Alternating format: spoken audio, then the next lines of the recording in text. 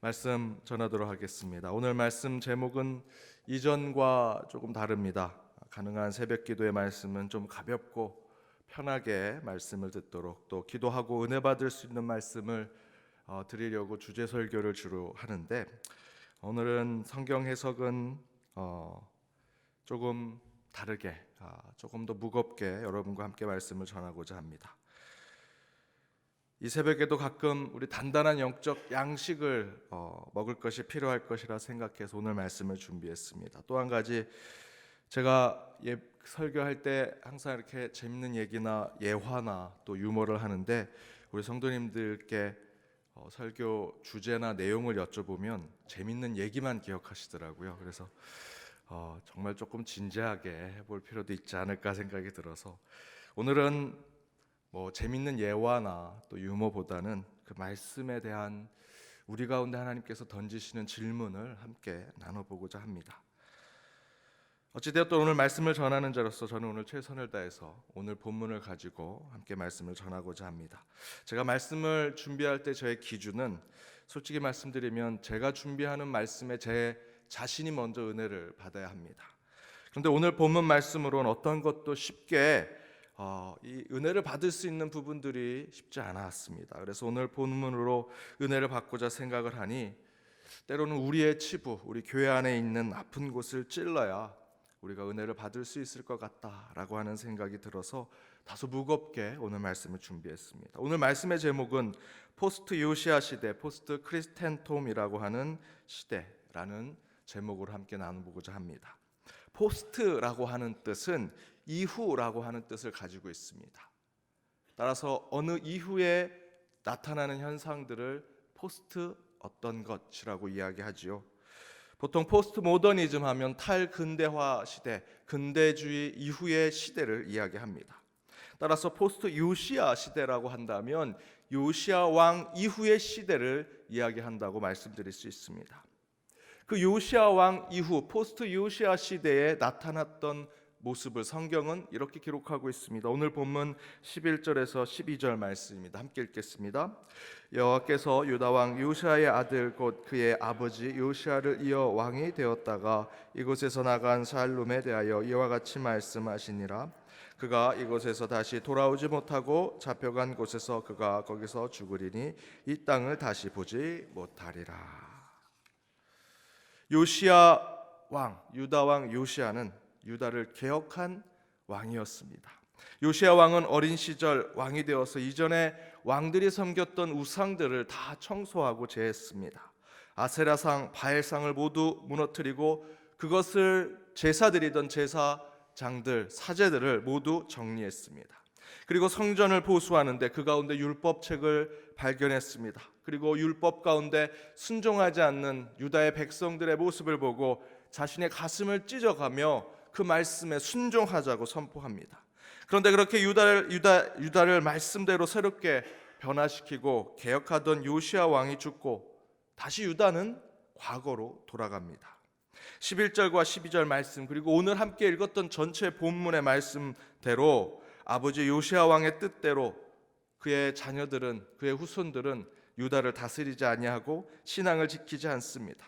그렇게 되니 외세의 침입을 받게 되고 그 나라는 멸망하게 되고 왕들은 비참하게 죽어가는 역사를 보여주고 있습니다.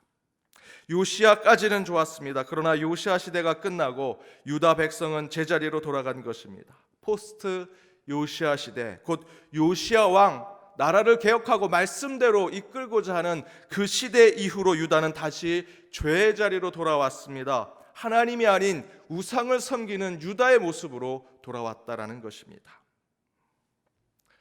요즘 기독교계는, 신학계에서는 이런 표현을 자주 합니다. 앞에 말씀드렸던 오늘 말씀의 제목대로 포스트 크리스텐돔이라고 하는 표현입니다. 크리스텐돔이라는 표현은 기독교 국가주의라는 표현을 가지고 있습니다. 곧 로마 제국주의 시대에 로마가 기독교를 국교화한 모습으로 기독교가 나라 전체를 지배하고 기독교와 교회 사제들이 정치적인 파워를 갖게 되어서 세상에 아주 큰 영향력을 행사할 뿐만 아니라 나라와 민족 전체에 지대한 영향을 주는 시대를 이야기합니다. 이 시대에는 십자가는 고난이 아니라 영광으로 생각하게 되고, 저와 같은 성직자, 사제들은 좁은 길을 걷는 구도자가 아니라 누구도 그 자리를 앉고 싶어하는 대로와 같은 형공의 자리처럼 여겨지는 시대였습니다. 그러나 그 크리스텐돔의 시대, 곧 포스트 크리스텐돔에서는 로마 교회가 무너지게 되고 타락하게 되고 쇠락하게 됩니다. 물론 여전히 정치적으로 기독교가, 교회가 힘을 가지고 있지만 어느 누구도 그 교회를 향해 신뢰와 믿음을 갖지 않게 되었습니다. 그래서 여러분 아시는 것처럼 종교 개혁가들이 종교 개혁을 일으키죠. 그런데 요즘 우리나라가 이 포스트 크리스텐돔에 대한 이야기를 하기 시작합니다. 솔직히 한국 교회가 어느 때부터인지 로마 제국주의 시대처럼 기독교 국가인 양 행세를 하고 있습니다. 장로를 대통령으로 만들어야 한다. 또한 기독교인을 장관으로, 많은 위정자로 세워야 한다라는 이야기를 합니다. 기독교인들의 표심을 보여주어야 한다고 이야기합니다. 여러 정치인들이 교회의 정치력을 이용합니다. 정말로 한국교회 크리스텐돔이 이루어지는 듯 했습니다. 그러나 지금의 현실은 어떻습니까? 제가 미국에서 연동교회 부름을 받아 오게 되었을 때 한 목사님이 진심으로 제게 이런 얘기를 해주셨습니다. 한국교회에 가지 마라. 미국 이민교회 같이 있자. 이민교회 문제만 없으면 편한 곳인데 왜 굳이 힘들고 어렵고 말 많은 한국교회 가려고 하느냐. 교회에서도 목회자 대접 못 받고, 더 중요한 것은 세상에서도 목회자, 성도, 교회 신뢰받지 못하고 찬밥 신세되는데 굳이 한국교회 가려고 하는 이유가 뭐냐라는 얘기를 해주셨습니다. 막상 오니 그분의 말이 다 맞지는 않았습니다. 저는 연동교회에서 너무나 큰 사랑을 받고 있고 장로님들과 우리 성도님들과 함께 귀한 하나님 나라를 세워가는데 전혀 어려움과 불편함을 겪지 않습니다. 그런데 딱 하나 저를 만류하던 그 목사님의 말씀이 맞다라고 생각하는 것이 있습니다. 세상이 교회와 목사와 그리스도인들을 좋아하지 않는 것을 느끼게 되었습니다. 정말 그랬습니다. 저는 제 성격상 교회 밖에서 목사라고 대접받고 싶어하는 마음은 없습니다. 대신에 상식적인 수준에서 저는 인간적인 대접을 받고 싶은데 오히려 그보다 더 못한 대접을 받을 때가 있을 때를 느꼈습니다. 제가 목사라고 어떤 사람에게 얘기하면 의심하는 눈초리를 보이는 분도 있습니다. 제가 목사라고 하고 그리스도인이라고 하면 도리어 잘해주지 않으려고 하는 사람들을 보고 색안경을 끼고 저를 보는 사람들의 시선을 느끼게 되었습니다. 적어도 제가 10여 년 전 한국을 떠날 때는 그러지 않았다라는 느낌을 받았는데 10년이 지나 돌아오니 한국 사회가 교회를, 그리스도인들을, 목회자를 불편하게 느끼는 것을 깨닫게 되었습니다. 물론 압니다. 이것 모두 목회자들이 만들어낸 심각한 문제라는 것을 압니다. 그런데 더 큰 문제는 이런 문제들이 목회자에서부터, 잘못된 목회자에서부터 시작되어서 우리 그리스도인들 성도들에게, 그리고 더 큰 문제는 이 교회 세상에까지 이런 모습들이 내려가게 되어서 선교하고 전도하는 것에 큰 장애가 생긴다라는 것입니다. 저는 세상을 탓할 생각은 추호도 없습니다. 우리가 정화를 못하고 회개하고 참여하지 못하는 상황에서 발생된 것이라 생각합니다. 최근에는 한 교회 연합단체 회장이 지나친 정치적인 색깔로 계속해서 뉴스에서 나오는데 부끄럽기 짝이 없었습니다. 또한 한 사회적 이슈에 교회가 서로 싸우고 목사와 성도가 싸우는 모습이 계속해서 기사화되었습니다. 여전히 곳곳에 목회자들의 사생활의 문제들, 비리 등등이 밝혀지면서 교회가 흔들리고 있습니다. 세상에서 소금과 빛의 역할을 하지 못하는 교회는 세습 문제로, 교회 건축 문제로 도리어 세상의 뉴스거리가 되고 있습니다. 성도들이 떨어져 나가는 소리가 들립니다. 세상이 교회를 비웃는 소리가 들립니다. 마치 교회가 세상의 모든 것을 다 우리가 할 수 있는 것처럼 달려들 때가 있었습니다. 여전히 한국교회가 부흥하던 시대를 생각하며 한국교회의 크리스텐돔을 생각했던 우리의 모습이 있었습니다. 그런데 여러분, 우리가 기억하고 반드시 인식해야 하는 것은 세상 속에서 한국교회의 입지와 그리스도인들의 목소리는 점점 작아지고 있다는 것입니다. 어느 누가 요즘에 한국교회에서 메시지를 전하면 그것에 귀를 기울이겠습니까? 한국 성도님들의 우리 이야기 가운데 어느 세상 사람들이 그들의 모습 가운데 기대하고 소망을 품고 있겠습니까? 여러분, 성탄절 또 부활절 뉴스를 보십시오. 그 대표가 되는 교회는 나오지 않습니다.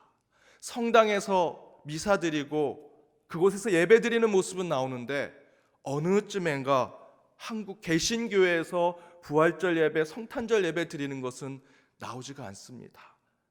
한국 개신교회가 대표되는 곳이 없다라고 세상은 생각하는 것 같습니다. 그래도 나름 한국교회가 크리스텐돔의 시대는 있었습니다.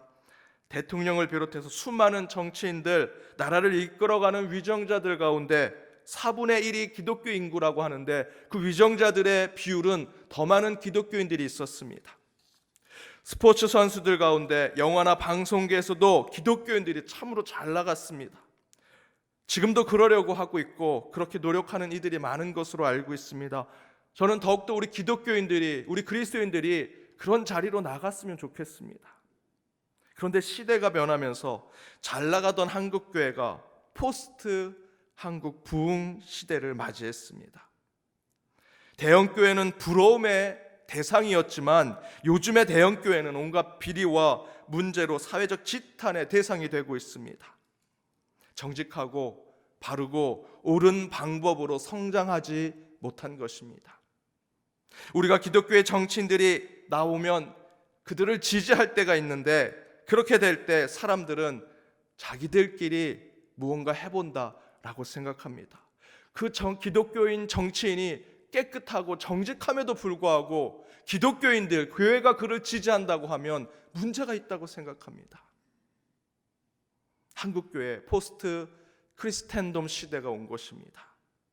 이런 모습은 물론 양쪽에 대조된 모습이 있습니다. 한국교회가 크리스텐돔의 시대가 있었다는 것은 여전히 우리가 영향력이 있다는 것입니다. 여전히 세상이 힘을 가지고 있다는 것입니다. 그러나 부정적인 부분은 이제 기독교는 성장하기 어렵다는 것입니다. 여러 가지 문제로 이제 내리막길만 걷게 될 것이라는 것입니다.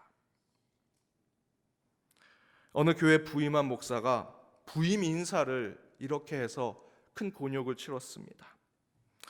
이 교회는 이전에 밥상을 차리고 전임 목사님과 성도님들이 그 밥을 차려 먹고 이젠 제가 와서 설거지가 할 상황이 되었습니다.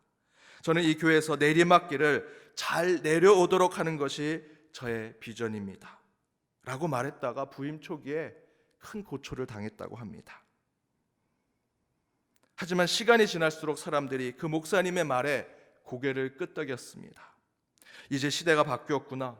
인구 절벽의 시대, 자녀들이 줄어들고 있고 젊은이들은 교회에 오지 않고 나이 든 어르신들은 일찍 은퇴하고 교회 재정은 줄어들고 교인 수도 줄어드는데 그리고 그 가운데 교회 빚도 쌓여가는데 그 목사가 이야기한 것이 틀리지 않았구나 라고 하면서 수긍하기 시작했다고 합니다. 여러분, 이것은 한 교회만이 그런 것이 아니라 많은 교회, 아니 대다수의 교회가 이 동일한 걱정과 근심에 빠져 있고 이제 곧 빠지게 될 것입니다. 이제 한국교회 크리스텐돔의 시대는 끝나가고 포스트 크리스텐돔의 시대가 된 것입니다. 이제 한국교회, 더 구체적으로 우리 연동교회도 이 시대를 준비해야 합니다. 그렇지 않다면 포스트 요시야 시대처럼 그 왕들이 비참하게 죽어가고 그 유다가 패망과 멸망으로 가는 것을 지켜볼 수밖에 없습니다. 사랑하는 연동교회 여러분, 물론 저는 포스트 크리스텐돔 시대에 우리 연동교회에 오게 되어서 앞에서 말씀드린 그 목사님처럼 내리막길을 걷는 연동교회를 담당하는 목회자가 되었다라고 생각하지 않습니다. 저는 연동교회만이 가진 아주 특색이 있는 성도님들의 모습, 신앙, 그리고 은혜가 있는 이곳을 통해서 새로운 부흥을 꿈꿉니다. 그 가능성도 있다고 믿고 그것을 준비하고 자신감을 가지고 주님이 주신 능력 가운데 담대하게 나아가고 있습니다. 그러나 여러분, 우리 교회만 잘 된다고, 우리 교회만 변화가 있다고 한국교회 전체가 변하는 것은 아닙니다. 모든 하나님의 교회 상황들을 우리는 잘 파악해야 합니다. 특별히 하나님께서 우리 연동교회 주신 한국교회 전체를 향한 중보적인 교회의 그 모습을 회복해야 합니다. 먼저 개혁하고 먼저 변화되어야 합니다. 그것을 통해서 이제 한국교회 포스트 크리스텐돔 시대를 우리 연동교회가 먼저 준비해야 합니다. 변화시켜야 하고 개혁해야 한다면 그 본보기를 우리 교회와 저와 여러분이 보여주어야 합니다. 우리 하기에 따라서 우리는 다시 재부흥을 경험할 것인지 포스트 요시아 시대로 돌아갈 것인지를 결정하게 될 것입니다. 하나님이 저와 여러분 우리 연동교회를 지켜보고 계십니다. 여러분, 더욱 기도하고 남 탓, 세상 탓하지 마시고 내 탓이요 회개하고 주님께 나아가는 자들이 되길 원합니다. 바로 그때 우리 교회가 살아나고 이 나라 이 민족이 살아나게 되리라 믿습니다. 포스트 요시아 시대가 아니라 다시 부흥을 일으키시는 주님을 붙들고 내리막길이 아닌 다시 그 마지막 정점에서 올라가는 저와 여러분 우리 연동교회 한국교회가 되기를 주님의 이름으로 축복합니다. 함께 기도하겠습니다.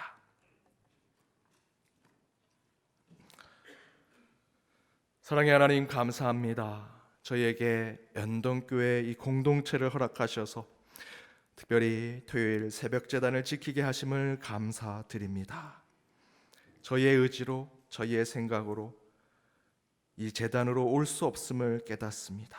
주님께서 저희를 일으켜 세워주시고 이 예배의 자리를 기억하게 하시며 이곳까지 이끌어 주셨음을 믿사오니 그 성령님의 인도하심에 따라 이곳에 온 저희들은 주님 앞에 온전하게 서게 하여 주옵소서. 오늘 함께 기도하고 찬양하며 나아갑니다. 그 가운데 기쁨과 감사가 넘치게 하여 주옵시며 저희의 찬양 중에 치유를 허락하시고 기도 가운데 응답을 허락하여 주옵소서. 특별히 오늘 주신 말씀을 붙들고 우리 한국교회를 향한 우리 연동교회 중보의 능력을 회복하기를 원합니다. 포스트 크리스텐돔 시대를 맞이하여 교회가 신뢰를 받지 못합니다. 성도들이 떨어져 나갑니다. 교회가 어려움을 겪기 시작합니다. 그럼에도 불구하고 요시아의 개혁과 변화를 다시 한번 붙잡게 하여 주옵시며 저희들에게 필요한 건 우리 신앙의 기본이 되는 십자가와 예수의 보혈 이름을 깨닫게 하여 주옵소서. 하나님께서 우리 한국 사회, 한국 교회에 우리 연동교회를 통해 중보의 능력을 허락하셨사오니 먼저 우리가 개혁하게 하시고 변화하게 하시고 먼저 다시 재부흥을 이루는 교회가 될 수 있도록 주여 축복과 은혜를 허락하여 주옵소서. 이를 위해 서로를 섬기게 하시고 헌신케 하시며 이 지역사회를 위해 희생하는 교회 되게 하여 주옵시고 기도가 끊이지 않는 교회, 예배를 온전히 드리는 교회가 될 수 있도록 주여 돌보아 주옵소서. 새 힘을 주시기를 간절히 바라오며 이 모든 간구 예수님의 이름으로 기도드립니다. 아멘.